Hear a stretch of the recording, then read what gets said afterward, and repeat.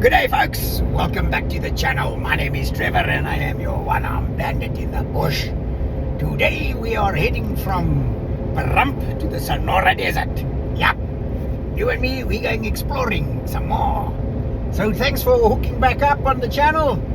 And I hope you're going to enjoy this little section of it. I've been on the road for about 2 hours and judging by the clock, still got about another 4.5 to go.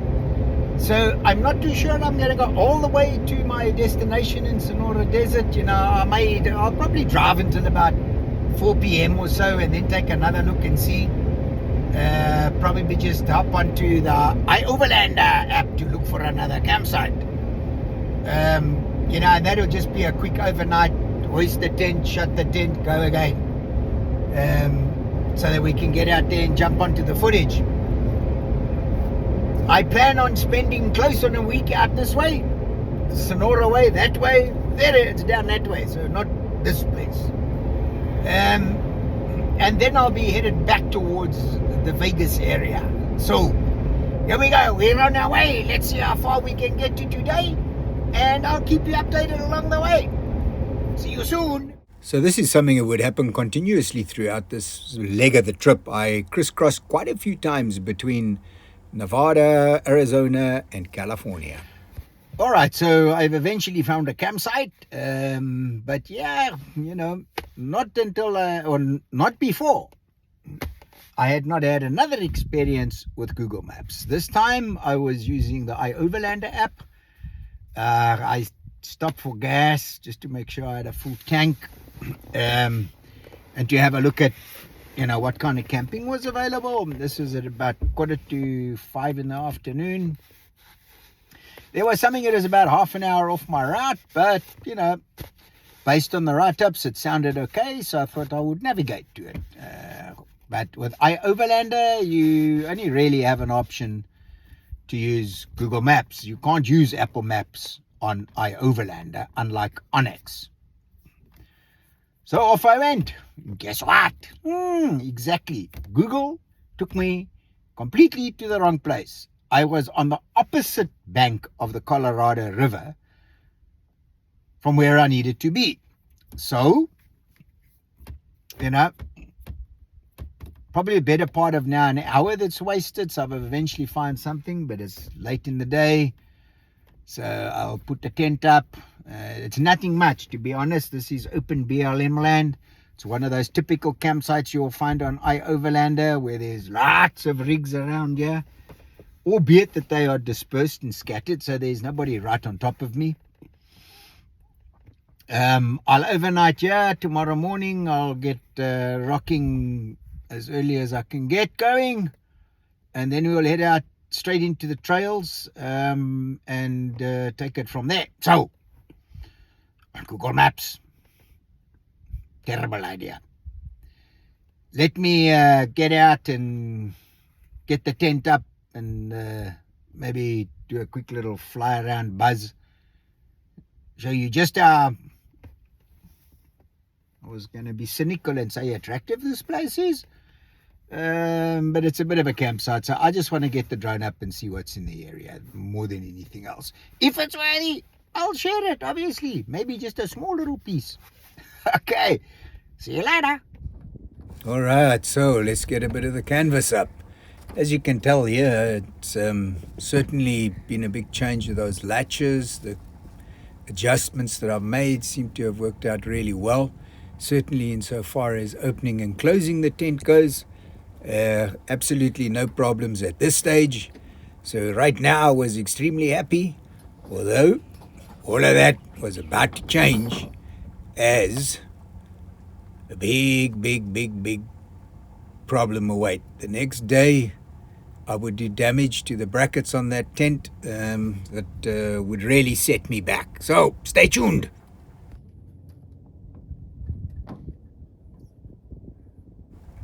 Getting these shade awning poles into the fitting sometimes can be a bit challenging, as it's really finicky and you have to get the angle dead right, otherwise it just doesn't go in. So it does require a bit of patience and perseverance some days. However, if you just follow this technique of hooking it under the arm, you can get all the leverage you need to hold it in position and then gently get it into the slot.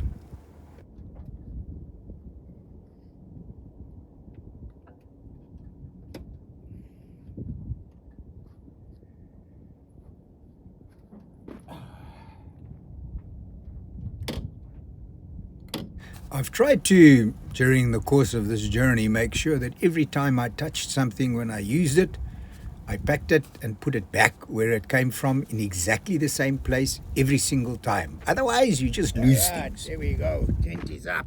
Now we have to have beer. So if you're going to have nothing else when you go camping, I would suggest that you have to have some device where you can keep at least one beer really nice and cold. So let's see what we got in there.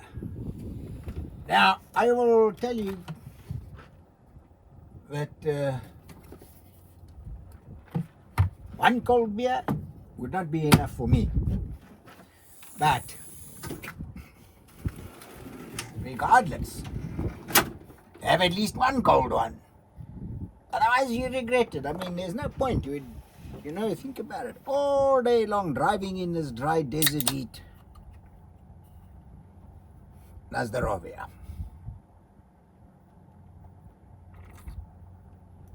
That's good. So, on the drive out here, I had obviously lots of time to reflect. Like always, you know, you drive all day long, you got a lot of time to reflect. And I was thinking, you know, what is my purpose of what I'm trying to do with this channel? And it is about the fact that the human spirit is indomitable. We have the capacity to do so much more. Yet, by and large, we all settle for so much less. So, what is it really all about then? Well, I kind of came to the conclusion that I think that this process is about becoming the best version of yourself. And that means that you have to be in emotional harmony, in spiritual harmony, in cognitive or thought harmony, and you need to be in physical harmony. So,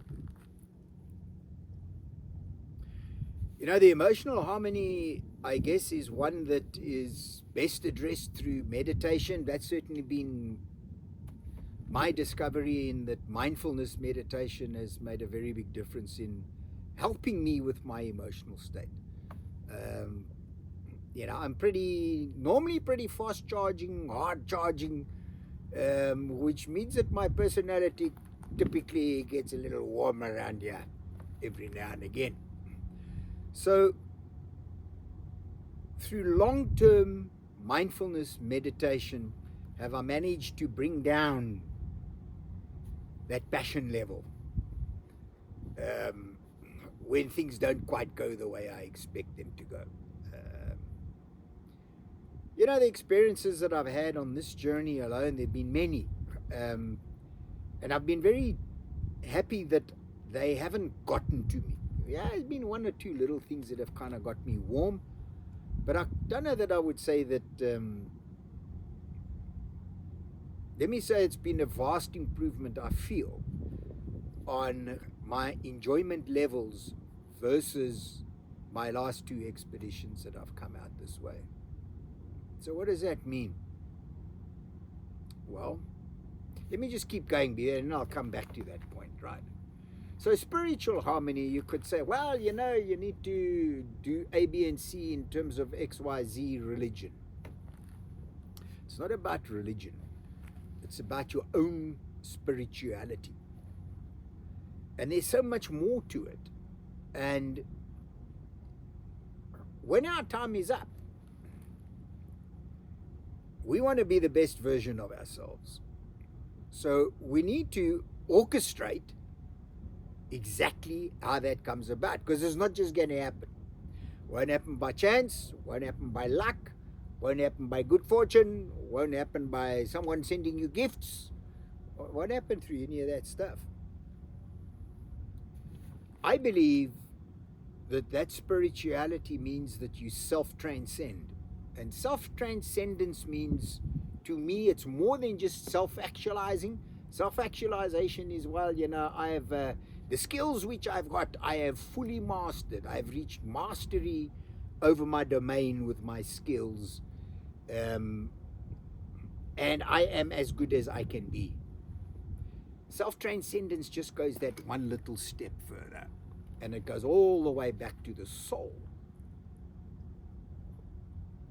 And I don't believe that there is any way outside of spiritual pursuits, such as, I want to become the best version of myself to get there. So, that's not through material things. That's not, I want to become a so-and-so. I want to have a ABC. I want to do XYZ. I want to go to. It's none of that. It's the type of person you want to be. So when we write that last chapter of our lives, what will it be? I've spoken before about, I live not to add days to my life, but life to my days. And driving out here, that was just so very strong on my mind that we waste so much by not adding life to our days. Today is goners. Guess what? There's no way we get it back. What was left on the table today is no longer on the table tomorrow. It's gone. It is about opportunity. Missed opportunity and taken opportunity. So we should never allow opportunities to go by where our lives are filled with mundaneness, rather than with the pursuit of adding life to our days. So don't miss that opportunity, and that could be anything for you. I'm not telling you, hey, drop what you're doing, go buy yourself a truck, get yourself a camera and a drone and get out into the bush, because if you don't do that, you're never going to be a happy person. That's not what I'm saying at all. Because in fact, a career is a very, very vital, critical element of that whole journey. It's through your career that you will learn to solve problems, acquire skills, interact with people, learn about yourself, and then the most important fact in life of all, and that's you get feedback from other people about how you are doing.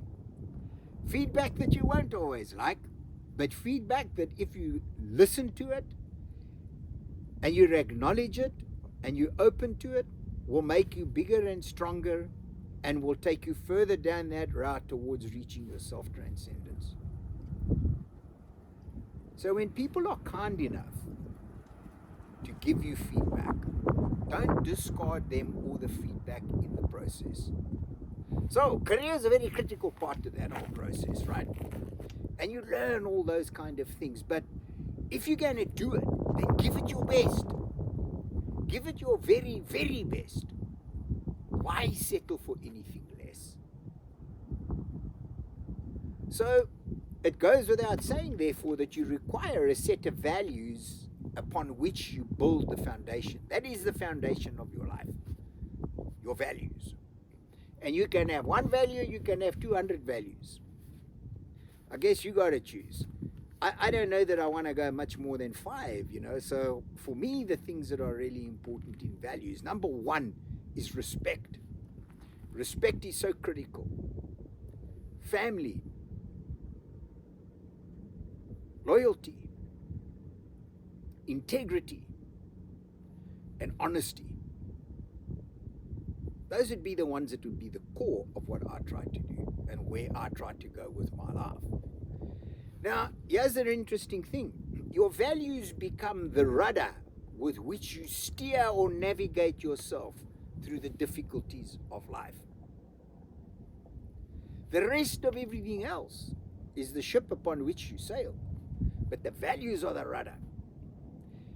And without them, you will never reach that destination of self-transcendence. So it's so key to get those established. So key that they are the thing by which you determine how your life moves forward. So, you know, this is not just about putting up tents and taking down tents and flying drones and all of that kind of stuff, but it is also about me trying to demonstrate that after living a life of 40 and a half years with a physical disability, next month I celebrate my 59th birthday. So it's been a long time since the age of 18 to walk around with this companion in life that ain't going away. So through grit and determination, I feel that I've been able to overcome a lot of challenges, a lot of difficulties and obstacles that get rolled in front of me. You can't roll them out the way, you can't kick them out the way, you have to deal with them. Let your values guide you, and let that set you on your journey towards self-transcendence. And if you're watching this and you have a disability, I hope that you will take some encouragement, if not even inspiration, out of what you see me doing, what you see me attempting to do, and more importantly, how I show up when I fail. That's probably more important. Now, unfortunately, I'll probably be a little bit of a crook and not show you how that stuff works if I don't look too nice.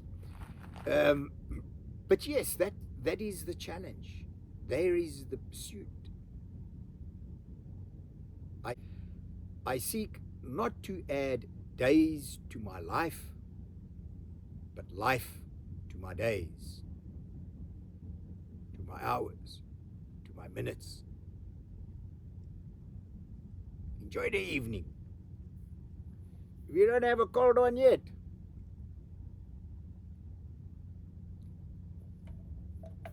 I would encourage you to do so.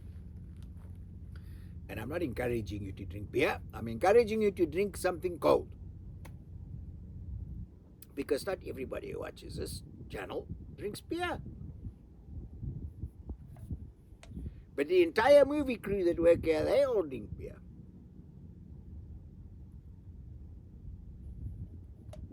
So does the driver, and the pilot, and the navigator, and the camp master, and the cordon bleu chef. Yeah, they all drink beer. So I gotta join in. What can I do? You know, otherwise I'm like kind of the odd guy out here. And I don't want to be the odd guy out at camp, you know, so I might as well join in and have a beer.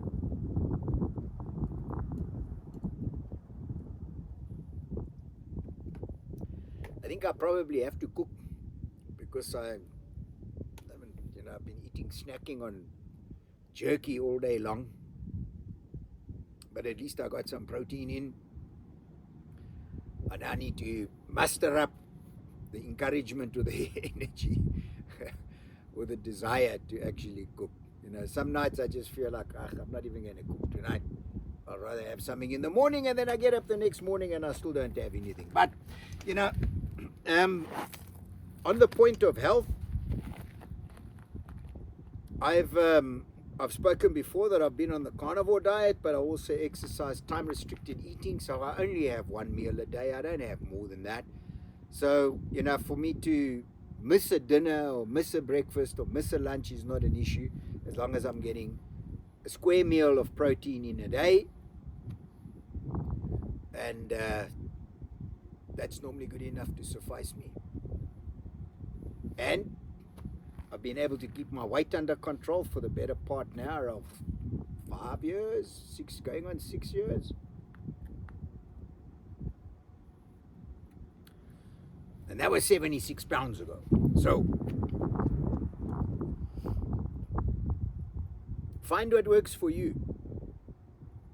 But I can assure you that our health, our spirituality, our physical health, our cognitive or our mental health, our emotional health. These things are critical. And you need to have the body that will allow that to happen. So, no sugar, no starches, no carbohydrates. Now and again, maybe a little bit of veggies. But you know what? They know what to tell me. I have to eat my vegetables because I will decide if I want vegetables or not. And tonight is not the night to have vegetables. So, I haven't gotten that drone up yet. I don't know, looking around there, there doesn't seem too much to look at. So maybe I'll use that time instead just to consolidate the routes that I want to go tomorrow so that we can hit the trail early. You and me, we're going to get out there into the Sonora and we're going to go and explore. I'm hoping to see some sand and dunes, but not too sure what's going to find me there or what I am going to find when I arrive there. I'll see you in the next BS. Gonna just about to be cracked.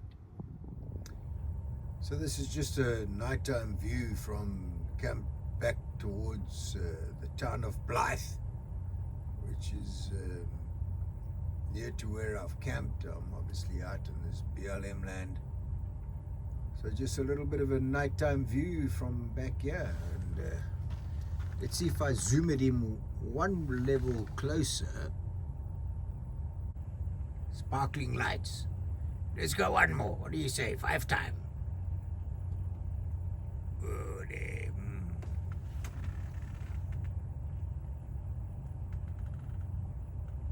The town of Blythe in Arizona. So, as you would have probably worked out by now, I'm kind of in and out between California, Arizona as I work my way into Sonora. But sleep tight, and we'll see each other in the morning at none other than coffee time. But let me zoom you all the way out. There it is, way in the distance. The town of Blythe. Sleep tight.